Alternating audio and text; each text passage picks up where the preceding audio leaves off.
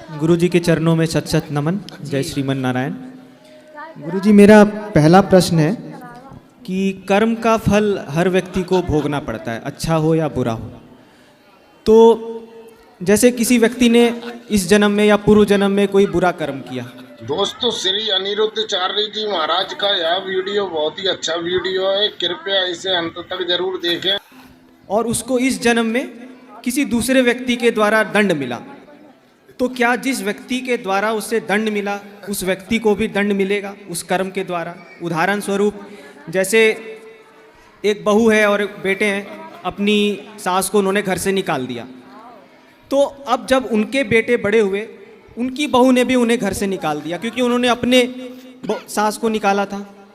तो जो दूसरे बहू और बेटों ने निकाला अपनी सास को, तो क्या उनको दंड मिलेगा?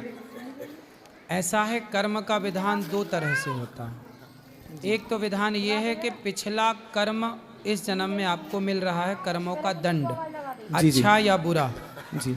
लेकिन कुछ कर्म ऐसे हुए हैं जो इसी जन्म में आप क्रिएट करते हैं, मतलब आप नए कर्म पैदा कर रहे हैं। जैसे आपने अपनी माँ को घर से निकाल दिया, उदाहरण एग्जाम्पल जी। आपने किसी को एक थप्पड़ मार दिया, जी जी जी।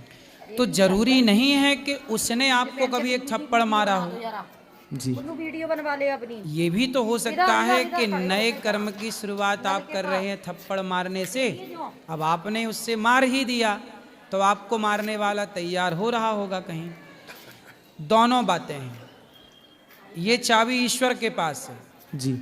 ये ईश्वर ही जानते हैं कि जो आज हमें मिल रहा है अच्छा या बुरा, ये हमारा पिछला है या इसी जन्म का है, या जो हम कर्म कर रहे हैं आज ये पिछले के कारण कर रहे हैं, या नया कर्म हम क्रिएट कर रहे हैं, नया हम निर्माण कर रहे हैं अपने लिए। जैसे आज गौरी गोपाल आश्रम में इतने सारे भक्तों की सेवा हो रही है जी। तो मुझे नहीं पता कि ये मैं जो कर रहा हूँ ये नया कर्म कर रहा हूँ या पिछले का मुझे सौभाग्य मिल रहा है करने का।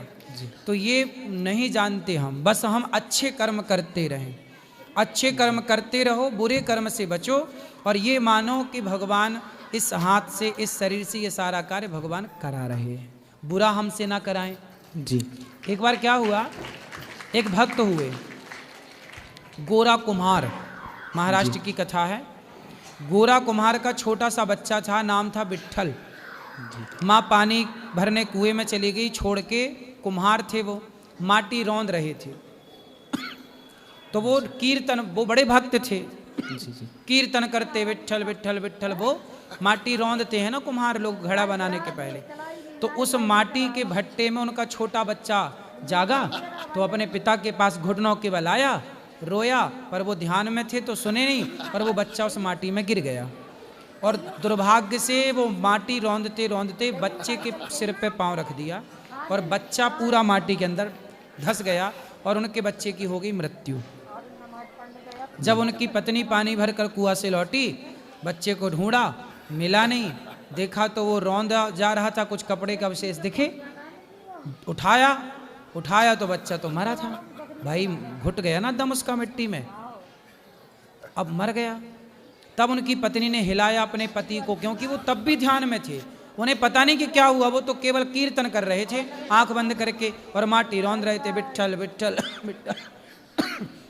जब उन्होंने जागे वो, तो उन्होंने देखा कि बच्चा मर गया। तो भगवान से प्रार्थना करिए, बोले प्रभु यदि बच्चे की उम्र इतनी ही थी तो मुझे दिक्कत नहीं है, आपने बच्चे को आपने दिया था, आपने अपने पास बुला लिया, हमें कोई दिक्कत नहीं, परंतु प्रभु मैं जिम्मेदार बन गया, मैं कारण बन गया इसकी मृत्यु का, ये पाप मैं सह ना पाऊंगा, मेरे से एक बच्चे की हत्या हो गई जी। यदि इसकी मृत्यु थी तो ये मर जाता, मुझे कोई दिक्कत नहीं, पर अपनी मौत से मरता, मैं कारण बना इसकी मृत्यु का, क्योंकि मेरे पांव के नीचे रौंदा गया। हे विट्ठलनाथ जी, मैं आपका दास हूँ। बहुत बड़े भक्त थे वो जी जी। तो भगवान ने इससे कहते हैं कि प्रभु इसको मारना है तो आप मार दो, लेकिन मुझे इस कलंक से बचाओ कि मेरे जमाना कहेगा कि कैसा बाप था, बेटे को पांव के नीचे रौंद डाला, मैं इस कलंक के साथ नहीं जी सकता। तब भगवान प्रकट हो गए वहाँ, और भगवान ने कृपा करके उनके मरे हुए पुत्र विट्ठल को जीवित किया उनके भक्ति के बल पर।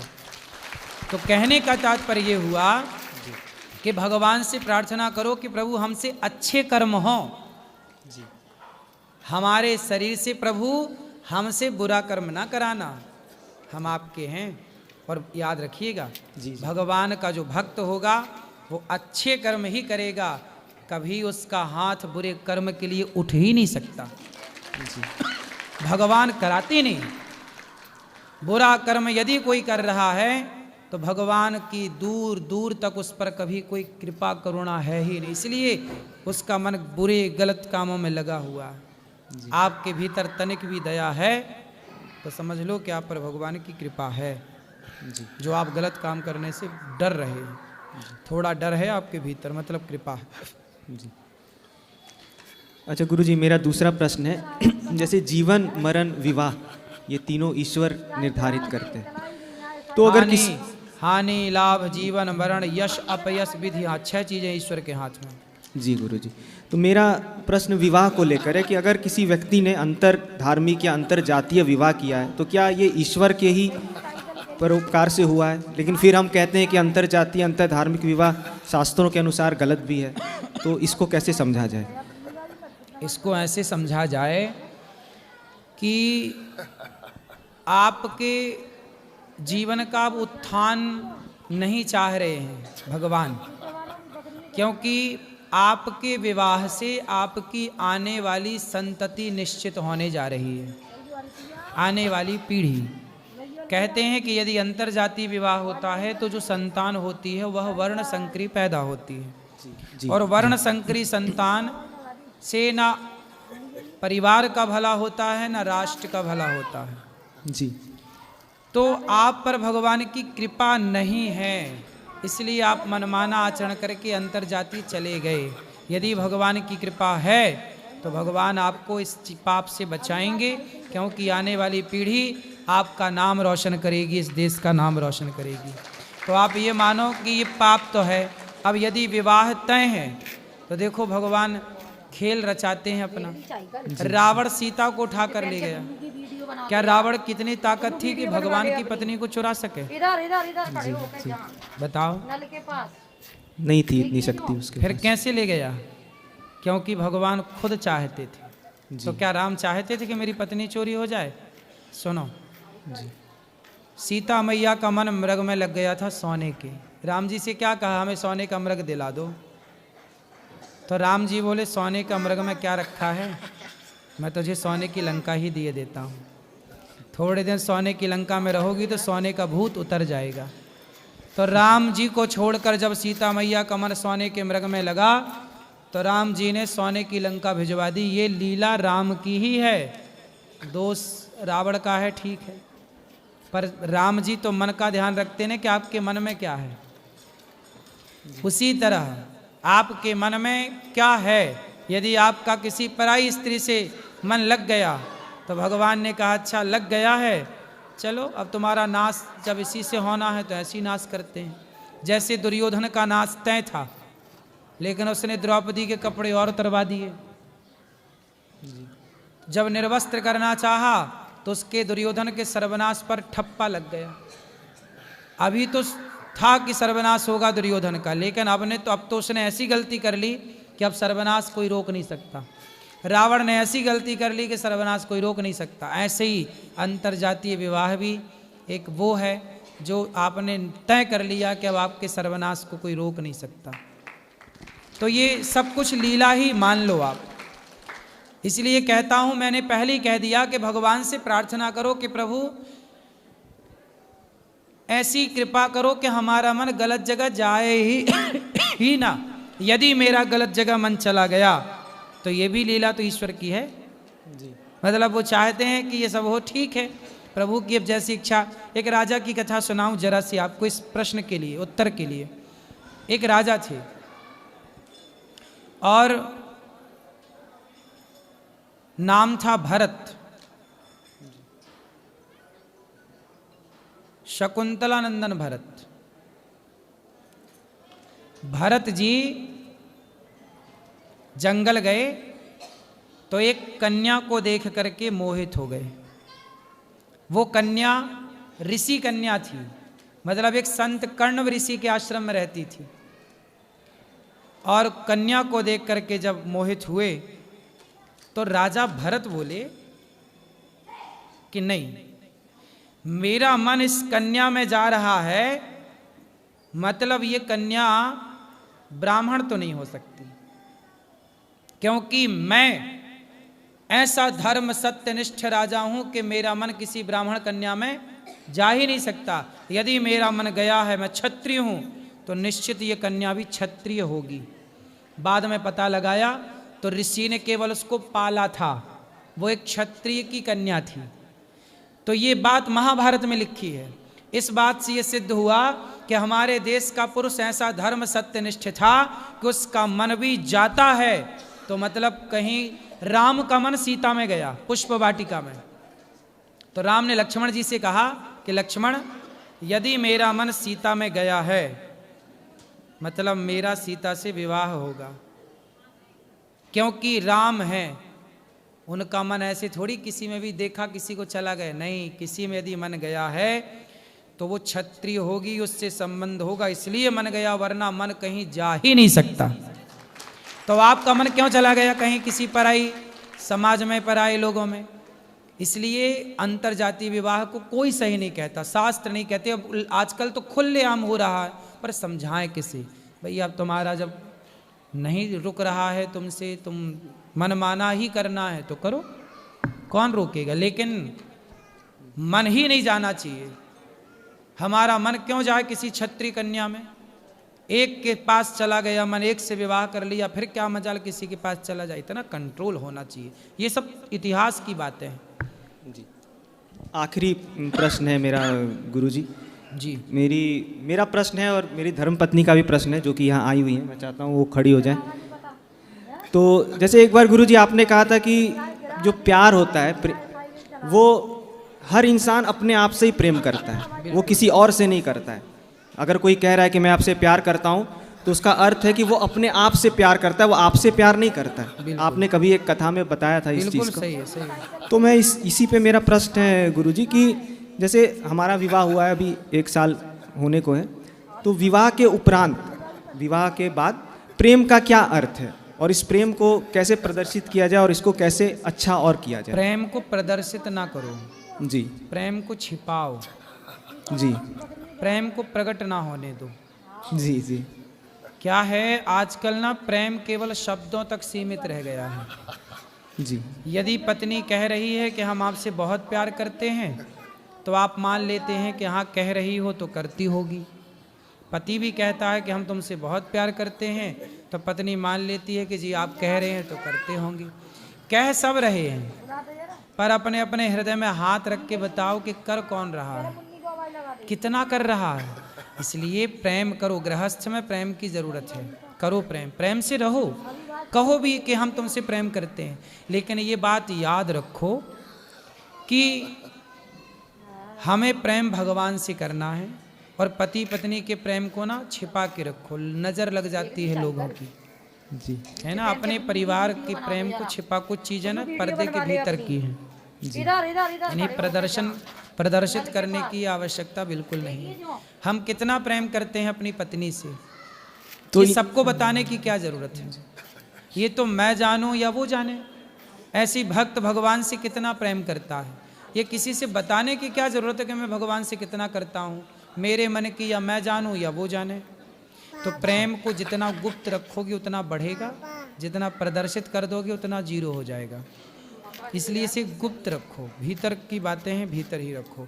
रही बात प्रेम की, तो प्रेम भगवान से करो। संसार के लोगों से प्रेम कदापि नहीं हो सकता। संसार के हर रिश्तों में स्वार्थ है, लेकिन आपका नया नया विवाह है, ये बात मैं आपको अभी ना समझाऊं। जब आपकी शादी के 25-30 साल हो जाएं तब अपने आप समझ में आ जाएगा सब चीज़ें। अभी तो एंजॉय करो, आनंद से, खूब प्रेम से रहो। कुछ ज्ञान ऐसा होता है ना कि समय के साथ दिया जाता है। अब जैसे 5वीं कक्षा का विद्यार्थी है, उसे हम पीएचडी की बातें तो नहीं बता सकते ना। जी, जी, तो वो पीएचडी का ज्ञान पीएचडी के स्टूडेंट को मिलेगा। तो आप अभी परिवार में आए हो, गृहस्थी में, इसलिए अभी मौज से रहो, खूब भगवान का चिंतन करो, एक दूसरे की भावनाओं की कदर करो, समझो। जब आपकी दाढ़ी मूछें सफ़ेद होने लगें तब मेरे पास आना, फिर मैं इस प्रश्न का उत्तर दूंगा, क्योंकि इस प्रश्न का उत्तर लेने के अधिकारी आप तब हैं जब आपकी दाढ़ी थोड़ी थोड़ी सफ़ेद होने लग जाए। जी गुरुजी। अभी दे दूंगा तो आपके रिश्ते ठीक होंगे, पर अभी ठीक हैं, बिंदास चल रहे हैं, अभी आप इस ज्ञान के अधिकारी अभी नहीं हैं। बात समझ में आ रही है? मैं दे सकता हूँ सब चीज़ें, लेकिन एक अधिकार होता है ना, सब चीज़ किस क्षेत्र में, किस उम्र में कौन सा ज्ञान लेना चाहिए। बात जस जस भीगे कामरी तस तस भारी होए। कुछ ज्ञान समय के साथ आता है, जैसे आपकी शादी का भी 1 साल हुआ है, अभी आप दोनों का प्यार है, कुछ वर्षों बाद बच्चा होगा, फिर आप दोनों का प्यार तीसरे में बटेगा, फिर उसके बाद फिर चौथा होगा, उसमें बटेगा। ऐसे धीरे धीरे जब फिर आपको सबका अनुभव हो जाएगा, है ना, तब फिर आना हमारे पास। फिर जब तक हम भी बूढ़े हो चले होंगे और आप भी बूढ़े, पर अपन दोनों बुढ़ा बुढ़ा मिलेंगे। जी गुरुजी। राधे राधे गुरुजी, आशीर्वाद दीजिए। खुश रहिए। गुरुजी, और एक छोटा सा प्रश्न है, जैसे हिरण्याक्ष धरती को कहीं दूर, हिरण्याक्ष, हाँ, हिरण्याक्ष जी, उन्होंने धरती को काफ़ी दूर उन्होंने स्थापित कर दिया था किसी समुद्र में। ठीक है, सही है। तो जैसे अगर साइंस की माने तो धरती अगर अपने एक्सिस से अगर दूर चले जाती है तो धरती पे या तो बहुत ज़्यादा गर्मी या तो बहुत ज़्यादा ठंडी हो सकती है। तो उस समय अगर हिरण्याक्ष धरती को दूर लेके गया तो उस समय धरती का वातावरण और कैसा था? हिरण्याक्ष किसे लेकर गया? पृथ्वी को। जी। पृथ्वी कौन? जैसे गंगा एक नदी है, पर गंगा एक स्त्री है जिनके साथ शांतनु ने विवाह किया और भीष्म पितामह बेटा हुए। अब बताओ, नदी का कोई बेटा हो सकता है? आप साइंस की भाषा कहो तो नदी का तो कोई बेटा नहीं हो सकता, लेकिन नदी गंगा के भीष्म पितामह पुत्र हैं कि नहीं? क्योंकि नदी के रूप में वो हैं, पर नदी नहीं है, वो है एक स्त्री है। उसी तरह पृथ्वी, ये पृथ्वी के रूप में तो है, पर पृथ्वी एक माता है। पृथ्वी को क्या बोलते हैं हम लोग? भारत माता। माता। तो पृथ्वी माता है, तो पृथ्वी जैसे गंगा अलग है, गंगा मैया से विवाह कर लिया शांतनु ने, उसी तरह पृथ्वी तो जहाँ की तहाँ थी। जो पृथ्वी का जो स्त्री रूप है, उस स्त्री रूप का हरण किया था हिरण्याक्ष ने, और भगवान ने मार करके उस पृथ्वी को आज़ाद किया था। धन्यवाद गुरुजी, क्लैरिफिकेशन। इसलिए आपने एक चीज़ और यहाँ सुनी होगी कि जब पृथ्वी पर पाप बढ़ता है तो पृथ्वी गाय का रूप बना करके भगवान के पास जाती है, ये कहने के प्रभु पाप बढ़ गया, ठीक करो। अब पृथ्वी पूरी तो भगवान के पास नहीं जा सकती, पृथ्वी का जो अंश है, जैसे आपके शरीर में है, आप शरीर से हैं, जैसे इसका एक उदाहरण समझो। आज से लगभग 2500 साल पहले आद्य शंकराचार्य जी हुए हैं, उनके बारे में पढ़ना। आद्य शंकराचार्य जी से एक स्त्री ने प्रश्न कर दिया, मंडन मिश्र की पत्नी माता भारती ने, कि बताओ कि स्त्री के भीतर काम का वास कहाँ होता है? तो आद्य शंकराचार्य जी तो ब्रह्मचारी थे, शादी ब्याह करी नहीं, तो उन्हें क्या पता कि स्त्री के अंदर काम कहाँ होता है। फिर आद्य शंकराचार्य जी ने अपना शरीर छोड़ा। अब सोचिए, मैं जो बताने जा रहा हूँ वो बात ये है, आद्य शंकराचार्य जी ने अपना शरीर छोड़ा और परकाया प्रवेश किया। इसे बोलते हैं परकाया प्रवेश विद्या। हमारे भारत में ऐसी भी विद्या थी जो परकाया प्रवेश, मतलब आद्य शंकराचार्य जी ने अपना शरीर छोड़ा, शिष्यों से कहा कि मेरे शरीर को संभाल के रखना, और वो दूसरे के शरीर में प्रवेश कर गए। एक राजा मर गया था, उस राजा के शरीर में प्रवेश कर गए। उस राजा के शरीर में जाकर उसकी पत्नी के साथ रहकर उन्होंने सब समझ लिया कि स्त्री के अंदर क्या है क्या नहीं है। फिर वो वापस राजा का शरीर छोड़कर अपने यथार्थ शरीर में आ गए। उसी तरह जैसे आद्य शंकराचार्य जी का एक शरीर पड़ा था और वो अपने शरीर को त्याग कर दूसरे शरीर में प्रवेश कर गए, ऐसे पृथ्वी तो जहाँ की तहाँ थी, पर पृथ्वी का एक शरीर निकल गया जिसे हिरण्याक्ष चुरा करके ले गया। वो समझो ये पूरी कथा। बात समझ में आई? जी गुरु जी। हाँ, ये पर काया प्रवेश। उसी तरह पृथ्वी अपनी जगह थी, पर पृथ्वी का जो आंशिक रूप था, जैसे रावण ने सीता को नहीं चुराया, छाया सीता को चुराया, ऐसे छाया पृथ्वी आप कह सकते हैं कि पृथ्वी का एक रूप था जिसे चुरा लिया हिरण्याक्ष ने। बाद में 12 भगवान ने उसे मारकर पृथ्वी को स्थापित किया। धन्यवाद गुरु जी। एक सेकंड थोड़ा सा बैठा बैठ जाओ, अभी बैठ बोलो। आज के युग में एक व्यक्ति के जीवन में सबसे ज़्यादा क्या महत्व रखता है, चरित्र या धन? चरित्र ही कीमती है, धन क्या कर, धन तो रावण के पास भी था। तो गुरु जी जैसे आज चरित्र अगर सबसे ज़्यादा महत्व रखता है तो कुछ लोग धन के लिए चरित्रहीन क्यों हो रहे हैं? ये बात सही है कि पैसा लेकर के आदमी शरीर बेच रहा है। आजकल बिल्कुल शरीर बिकता है, पैसों में लोग खरीदते हैं। तो ये वो लोग हैं जो पैसे को महत्व देते हैं, इसलिए समाज में इनकी प्रतिष्ठा नहीं होती, समाज इन्हें अच्छा नहीं कहता, ये अच्छे नहीं होते जो पैसे के लिए बिक जाएं। अरे धर्मात्मा तो स्वधर्मे निधनम श्रेयः पर धर्मो भयावह। अपने धर्म में रह के मर जाना श्रेष्ठ है, पर अपने धर्म का कभी परित्याग नहीं करना चाहिए। धर्म का मतलब नारी का धर्म है कि वो अपने को ना बेचे बाजार में, पुरुष का धर्म है कि वो अपने को ना बेचे बाजार में, अपने को ना बेचे। धन्यवाद गुरु जी। धर्म यही है। अब लोग करते हैं बेटा वो अधर्म है। और गुरु जी जैसे भीष्म पितामह ने, माइक पास में लो, थोड़ा जोर से बोलो। जैसे गुरु जी ने भीष्म पितामह ने बाणों की शैया पे लेटा क्योंकि उन्होंने किसी जन्म में एक सांप को कांटे के ढेर में डाल दिया था। तो आज का व्यक्ति मुर्गा, मांस, मछली बहुत कुछ खाता है, तो उसका परिणाम क्या होगा? भयानक होगा, होता भी है। अभी नहीं समझ में आ रहा, पर होगा, होगा, भोगना तो पड़ेगा, कहाँ जाओगे? जी जैसे उन्होंने छोटा सा बस सांप को दूर किया था। वो भीष्म पितामह के 21 जन्म पहले, कुछ लोग कहते हैं 100 जन्म पहले, पिछले किसी जन्म का पाप था, इस जन्म का नहीं था। वो जी जो आज आपने पाप किया वो किसी जन्म में भोगना पड़ता है। आज ही मिलेगा इसकी जरूरी नहीं है कि आज ही मिल जाएगा, मिलेगा जरूर, ये जरूर अवश्यमेव भोक्तव्यम, जी मिलेगा। और गुरुजी जैसे अर्जुन को कृष्ण ने उनको पूरा भागवत सुनाया, उन्होंने गीता सुनाई। जी गीता सुनाई। और फिर अर्जुन को लास्ट में अभिमान क्यों हुआ? उन्होंने बर्बरिक से ये क्यों पूछा कि सर्वश्रेष्ठ योद्धा कौन है? देखो, हमने आपको भागवत सुना दी, जी गीता सुना दी, पर ये गारंटी थोड़ी है कि आप गीता सुन के अभिमान नहीं करेंगे। अर्जुन ने गीता सुन ली पर अभिमान किया, बाद में फिर उनका अभिमान चूर चूर हुआ, बाद में वो ठीक हो गए। तो अभिमान नहीं आना चाहिए। समाज के लिए मैसेज था कि अर्जुन का भी अभिमान होगा तो भगवान उनका भी घमंड चूर चूर कर देंगे, तो फिर हम और आप कौन हैं? इसलिए ये सब समाज के लिए मैसेज है। धन्यवाद गुरु जी। एक लास्ट क्वेश्चन है गुरु जी, जैसे हम आरती गाते हैं, आरती में कहते हैं पूत कपूत सुने हैं वरना माता सुनी कुमाता।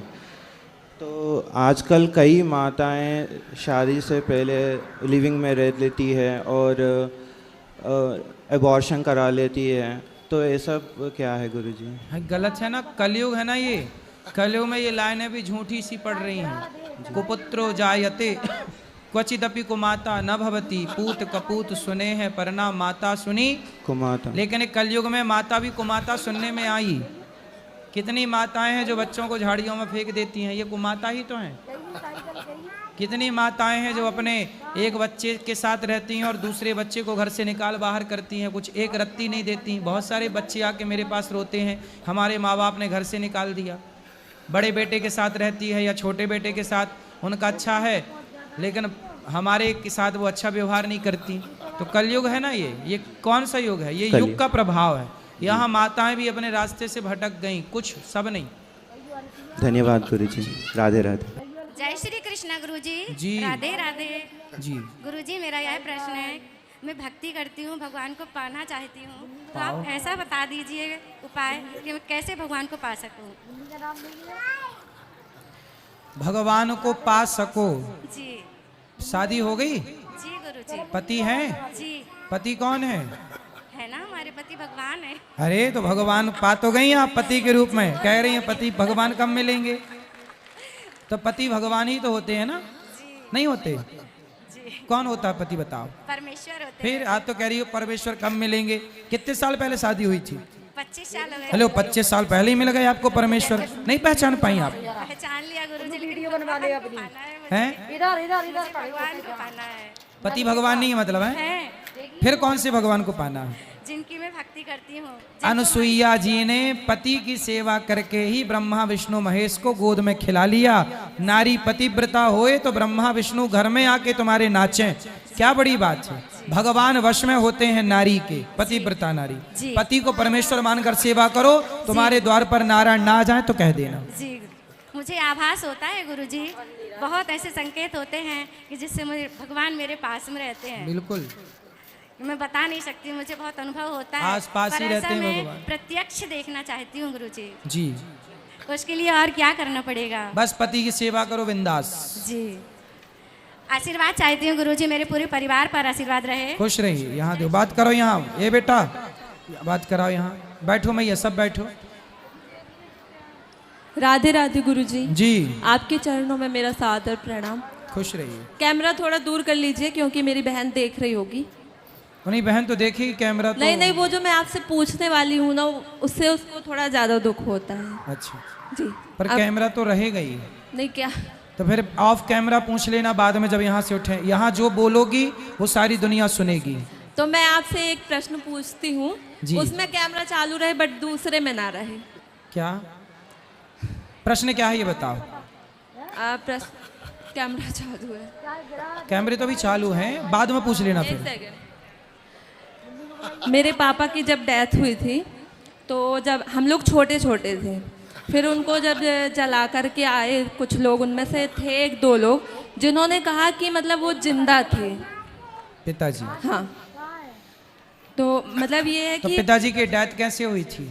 अब 1 हफ्ते तक उनको बुखार था, इलाज हुआ, फिर उसके बाद पता नहीं कैसे क्या हुआ, अचानक से उनकी डेथ हो गई ठीक होने के बाद। फिर और मतलब उसमें ये भी था कि पीपल की लकड़ी कुछ मजदूर लोग काट के हमारे खेत में लगवा दिए थे। हम लोग तो इस बात को नहीं मानते, लेकिन जैसा कि सुना सबसे, मगर उसमें समझ में नहीं आ रहा है। जैसे हम लोगों को याद आता है, मेरी और मेरी बहन को पता है, तो हम लोग रात भर हम लोग सो नहीं पाते। प्रश्न क्या है मेरे से, क्या पूछना? कि जिंदा थे, जिंदा रहते हुए, मतलब रात भर तो वो ऐसे मृत शरीर पड़ा रहा हम लोग के सामने, है ना। सुबह जब उनको ले जाया गया, जला के आ गए, उसमें से कुछ लोगों ने कहा कि मतलब जिंदा ही जला दिया गया, वो जिंदा थे। तो आप लोगों ने उनका इलाज नहीं कराया था? वो एम्बुलेंस में थे, ऑक्सीजन बंद हो गया, जो उसमें डॉक्टर था उसने कहा कि ख़त्म हो गए। अच्छा, डॉक्टर ने कह दिया कि खत्म हो गए। हाँ और वो फिर रात भर घर में रहे भी?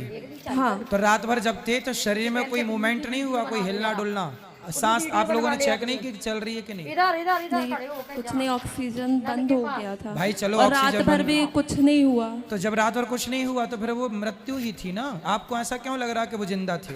क्योंकि मतलब हमको नहीं लग रहा, बस उन लोगों ने बोला कि ले जाते टाइम जैसे कुछ झाड़ियाँ की कुछ खरोंच लगी पैर में, उसमें से मतलब खून निकलने लगा। किसका? मेरे पापा की। हाँ तो खून तो निकलेगा ना भाई, मरा हुआ आदमी, उसका खून तो कुछ समय तक खून ही रहता ना, पानी बनने में टाइम लगता है। तो खून लाल निकला, इसमें कोई आश्चर्य नहीं है।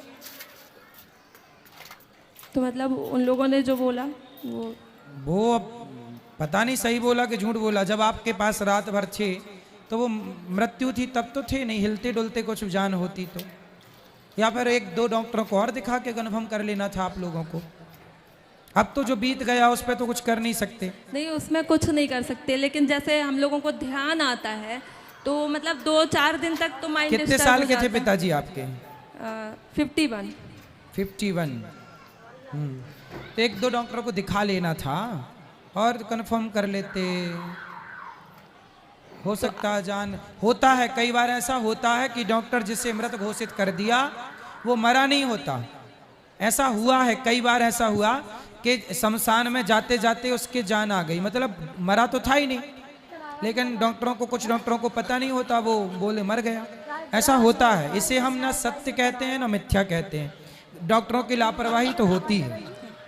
तो अब जैसे हम लोगों को ध्यान आता है ना, 4 दिन तक हम लोगों का माइंड, मेरा और मेरी बहन का, मम्मी और बाकी छोटी बहन है उनको तो हमने बताने ही नहीं दिया, उन लोगों को मना कर दिया, लेकिन मेरी एक बहन है सेकंड सिस्टर, उसका तो हम लोग 4 दिन मतलब माइंड डिस्टर्ब हो जाता है। अब देखो, अब डिस्टर्ब रहने से जरूर बिल्कुल ना होगा। अब जो हो गया अब वो हो गया, अब कुछ हो नहीं सकता। इसलिए आप भगवान का चिंतन करो और माँ को समझाओ कि प्रेम से कथा सुने, आप भी कथा सुनो, प्रेम से रहो। वो ये तभी हो सकता था जब वो घर पे थे, अब तो मृत्यु हो गई, जल गए सब हो, अब क्या हो सकता, अब कुछ नहीं। इसलिए अब पश्चाताप करने से भी ना कुछ मिलना सिवाय दुख के, इसलिए उन बातों को भूल जाना सही है। जी, राधे राधे गुरु जी। क्या खाना पसंद है? मुझे मटन अच्छा लगता है। मर्डर? जी। मर्डर किसका मर्डर करके खाते हो? क्या? किसका मर्डर करना अच्छा लगता है? मटन। मटन। मटन? अरे मटन भी तो मर्डर करके ही बनता है। बकरे का, मुर्गे का मर्डर किया, मुर्गे का मर्डर किया तब ना मटन बना। तो काहे मर्डर करते हो? मटन के लिए। किसी का मर्डर कर देना सही है मटन के लिए? चाहता हूँ छोड़ने का, लेकिन छूट नहीं पाता है मुझसे। आपको, आपके क्यों उंगली जरा दे दो काट के, हम उसे पका के खाएंगे। आप अपनी एक उंगली, 10 उंगली है ना जी, क्या करोगे इतनी सारी उंगलियों का? नौकरी तो करना है, 9 उंगलियों से कर लेना। एक उंगली काट के दो हमें, हम पकवाएंगे उसे मस्त जीरा डाल के, फिर खिलाएंगे कुत्तों को। ये बताओ, आप अपनी उंगली दे दोगे हमें काट के? नहीं गुरुजी। दर्द होगा जी। तो जब आप अपने स्वाद के लिए बकरे को काट डालते हो, मुर्गे को काट लेते हो, उसे दर्द नहीं होता होगा? होता होगा गुरुजी। मतलब तुम्हारा दर्द दर्द है और मुर्गे का दर्द दर्द नहीं है। है। आदमी हो कि जानवर हो? आदमी हो गुरुजी। तो काहे नहीं समझते दूसरों का दर्द? काहे हैवान बने घूम रहे हो अपने स्वाद के लिए? राधे राधे गुरुजी। जी। जैसे अगर किसी की डेथ हो जाती है कहीं भी, तो लोग उनकी वीडियो, उनके ऊपर वीडियोस बनाने लगते हैं, तो क्या ये सही है? आजकल तो मुर्दे के साथ भी आदमी सेल्फी लेता है। हम क्या समझाएं बेटा, किसको समझाएं? आजकल जाएं तो लोग मोबाइल ले खड़े हैं, बैठे हैं तो मोबाइल, खाएं तो मोबाइल, हर समय आदमी हर चीज़ मोबाइल पे कैप्चर करना चाह रहा है, हर चीज़ को, हर मोमेंट को। वो मतलब उनके घर की कंडीशन ही देखते हैं कि वो किस दुख में है, लेकिन वो उसकी वीडियो बनाना शुरू कर देते हैं। देख लो, ऐसी है दुनिया। गलत है ये, गलत है, पर लोग नहीं मानते। आजकल लोग बस मोबाइल, बहुत परेशान है मोबाइल से हम लोग, पता है? हम लोग कहीं जाते हैं तो हंस नहीं सकते, बोल नहीं सकते, क्योंकि हर जगह 10-20 मोबाइल बिल्कुल रेडी रहते हैं। भैया बैठ जाओ, बैठ जाओ। बड़ी परेशानी होती है आजकल। मैं ला रहा हूँ ना। और तो और मुर्दे को भी परेशानी हो रही है। गुरुजी राधे राधे। जी। गुरुजी मैं कलकत्ता से आई हूँ। बताओ। गुरुजी जब से मैंने आपकी कथा सुना है ना, मतलब मेरा जीवन में बहुत परिवर्तन हो गया है। क्या परिवर्तन हुआ? पाठाक? पहले मैं नॉनवेज वगैरह खाती थी, अब बिल्कुल छोड़ दिया है। लड्डू गोपाल को ले आई हूँ, लड्डू गोपाल की सेवा करती हूँ, आपकी कथा सुनती हूँ। सही है। कोई सवाल? सवाल कुछ नहीं, बस आपको देखना था, मेरी इच्छा पूरी हो गई। 1 मिनट में बैठे सर। राधे राधे गुरुजी। जी। गुरुजी मेरा 2 प्रश्न था। पहला ये कि मुझे गुस्सा बहुत आता है, तो उस पर कंट्रोल कैसे किया जाए?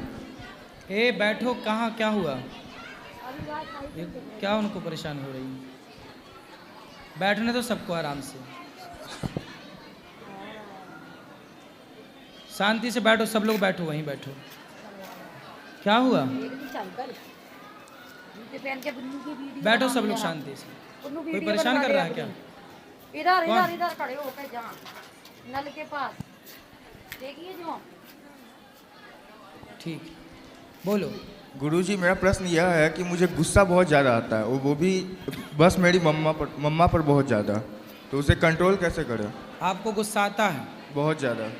फिर क्या करते हैं गुस्से में? गुस्से में जैसे कुछ भी कर लेता हूँ, कुछ भी कर लेते हैं। उस टाइम पे मेरे शीर्षासन करने लग जाते हैं। शीर्षासन नहीं, मतलब जैसे उल्टा पुल्टा कुछ भी, कुछ सामान लेके उल्टा पुल्टा कुछ भी सामान वामान लेके तोड़ देना। हाँ तो उल्टा ही तो बोल रहे हैं, शीर्षासन उल्टा नहीं, मतलब शीर्षासन नहीं है, कुछ भी तोड़ फाड़ वैसा करने का। गुस्सा बहुत ज़्यादा, मम्मा को डांट दिया कभी वैसा। तो आप अपनी माँ को गाली देने लग जाते हो? गाली नहीं, डांट देता हूँ कभी कभी। डांट देते? ए चुप रह। क्या नाम मैया का? हाँ, आपकी माँ का नाम क्या? सुमन। सुमन जी। तो कैसे डांटते हैं? सुमन चुप रह। नहीं बोलता हूँ, मतलब तुम क्यों फालतू में मुझे बोल रही हो, हमेशा हर बात पे डांटते रहती हो। अपने गुस्से पे बेटा कंट्रोल कर सकते हो कि नहीं? कर तो सकता हूँ। करो, कब करोगे? गुस्सा आपका है, कंट्रोल कौन करेगा? मैं ही करूँगा। फिर गुरुजी कैसे करोगे? प्रैक्टिस, अभ्यास न तो कौनते। मन को जैसे मंदारी बंदर को वश में कर लेता है, फिर मंदारी के हिसाब से बंदर नाचता है।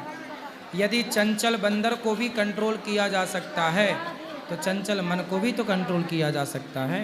करने से ना होगा, करत करत अभ्यास के जड़मति होत सुजान। करो तो सब होए, नहीं करो तो कुछ नहीं हो। और गुरुजी मेरा एक और प्रश्न था कि मेरा मन है मर्चेंट नेवी में जॉब करने का, तो मतलब उसके लिए मेरी मम्मी तो सपोर्ट करती है, लेकिन मेरे घर वाले बोलते हैं कि तू सिंगल चाइल्ड है, पापा भी नहीं है तेरे, तू मत जाओ उसमें। तो क्या करना चाहिए? आपका मन जॉब करने का है? मर्चेंट नेवी में करने का है, लेकिन मेरे घर वाले मना करते हैं मेरी मम्मी को छोड़ के। मम्मी बोलती है कर तू, लेकिन तो आप बिजनेस करने का नहीं सोचते? जी, बिजनेस करने का नहीं सोचते? नहीं, बिजनेस नहीं करने का सोचता मैं। क्यों बिजनेस क्यों नहीं करोगे? क्योंकि उसमें मतलब चांसेस बहुत कम है कि प्रॉफिट ही हो ऐसा। अच्छा, बिजनेस करना बड़ा काम है कि नौकरी करना बड़ा काम है? मेरे नज़र में तो गुरुजी नौकरी करना बड़ा काम है। अच्छा जी। तो फिर अडानी अंबानी भी बिजनेस छोड़ के आपकी तरह नौकरी करने लग जाएं? लेकिन हर आदमी के साथ तो वैसा नहीं ना हो सकता है कि मतलब वो उसका बिजनेस सक्सेसफुल हो जाए। आपने सोच ही छोटी सी रखी है तो फिर बड़े बनोगे कैसे? जब आपने सेट कर लिया अपना दिमाग कि हमें नौकर ही बनना है, नौकरी मतलब नौकर, बिजनेस मतलब मालिक। बेटा जब आपने इस उम्र, कितने साल के हो? मैं 17 ईयर्स का हूँ। इस उम्र में आपने माइंड सेट कर लिया कि हमें नौकरी ही करनी है। मैंने 15 जब साल नौकरी ही करनी है तो फिर पढ़ लिख के क्या बनोगे? नौकर। आप बिजनेस करने का सोचते, आप छोटा छोटा काम करते, लघु उद्योग का सरकार कितना सपोर्ट कर रही है। छोटे से ही न व्यक्ति बड़ा होता है। गुरुजी बिजनेस तो कर रही हूँ, लेकिन उसके लिए पैसे भी चाहिए, उतने पैसे नहीं है मेरे पास। बिजनेस के लिए पैसे नहीं, दिमाग चाहिए होता, दिमाग, जो कि आपके पास अभी पैदा नहीं हुआ, वो वाला दिमाग। आपने सेट कर लिया है हमें नौकरी करना है।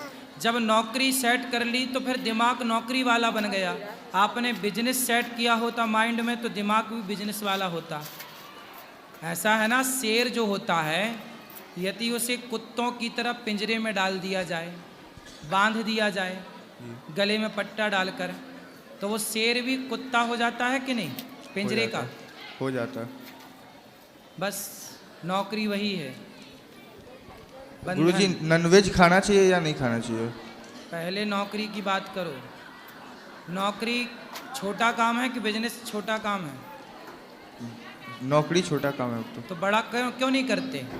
बड़ा का नौकरी देने वाले बनो। 10 लोग आपके घर में नौकर हों, चलो अब बताओ मांस खाना सही है कि गलत? ये सवाल जी। क्या दूसरा सवाल है आपका? कि नॉनवेज मतलब मैं चाह रहा हूँ छोड़ने का, लेकिन छूट नहीं पाता मुझसे। क्या मांस? जी। क्या खाना पसंद है? मुझे मटन अच्छा लगता है। मर्डर? जी। मर्डर किसका मर्डर करके खाते हो? क्या? किसका मर्डर करना अच्छा लगता है? मटन। Mutton mutton? अरे मटन भी तो मर्डर करके ही बनता है। बकरे का, मुर्गे का मर्डर किया, मुर्गे का मर्डर किया तब ना मटन बना। तो काहे मर्डर करते हो? मटन के लिए। किसी का मर्डर कर देना सही है मटन के लिए? चाहता हूँ छोड़ने का, लेकिन छूट नहीं पाता है मुझसे। आपको आपके की उंगली जरा दे दो काट के, हम उसे पका के खाएंगे। आप अपनी एक उंगली, 10 उंगली है ना जी, क्या करोगे इतनी सारी उंगलियों का? नौकरी तो करना है, 9 उंगलियों से कर लेना। एक उंगली काट के दो हमें, हम पकवाएंगे उसे मस्त। जीरा डाल के, फिर खिलाएंगे कुत्तों को। ये बताओ, आप अपनी उंगली दे दोगे हमें काट के? नहीं गुरुजी। दर्द होगा जी। तो जब आप अपने स्वाद के लिए बकरे को काट डालते हो, मुर्गे को काट लेते हो, उसे दर्द नहीं होता होगा? होता होगा। मतलब तुम्हारा दर्द दर्द है और मुर्गे का दर्द दर्द नहीं है। है। आदमी हो कि जानवर हो? आदमी हो गुरुजी। तो काहे नहीं समझते दूसरों का दर्द? काहे हैवान बने घूम रहे हो अपने स्वाद के लिए? देखो, हम नहीं खाते मांस, फिर भी हमें चश्मा नहीं लगा। आप मांस खाते हो, डॉक्टर कहते हैं आजकल बहुत सारे कुछ डॉक्टर के मांस खाने से प्रोटीन मिलता है, तो तुम्हारे काहे नहीं उतरा चश्मा मांस खाने से? इसका मतलब है बेटा, फल खाओ, सात्विक खाओ, अच्छा खाओ, है ना। मांसाहार हम लोगों के लिए बना ही नहीं, मांस कुत्तों के लिए बना है। किसके लिए बना है? कुत्तों के लिए। हाँ, आप कुत्ता थोड़ी हो। नहीं। क्या हो? मनुष्य। हाँ, तो काहे खा रहे हो? नहीं खाएंगे गुरुजी अब से। अब नहीं खाओगे? नहीं। खाओ माँ कसम के नहीं खाओगे? नहीं खाएंगे अब से। क्या? मांस नहीं खाएंगे अब से। खाओ माँ कसम। माँ कसम।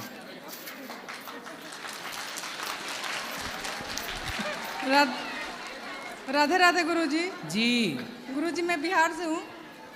ये मेरा लड़का है, ये बहुत चिकन खाता है गुरुजी। आप नहीं खाती हो? नो। अच्छा, अब नहीं खाएगा आपका बच्चा? मैं समझ गया। बागेश्वर धाम से गुरुजी दीक्षा ली थी। अब मैं नहीं लहसुन खाएगा प्याज वो। भी नहीं खाती हूँ। अब नहीं खाएगा। दोस्तों, आपका दिल से धन्यवाद जो आपने मेरा वीडियो यहाँ तक देखा। अगर आपको वीडियो पसंद आया तो चैनल को सब्सक्राइब कर देना, वीडियो को लाइक कर देना और कमेंट में बताना आपको ये वीडियो कैसा लगा।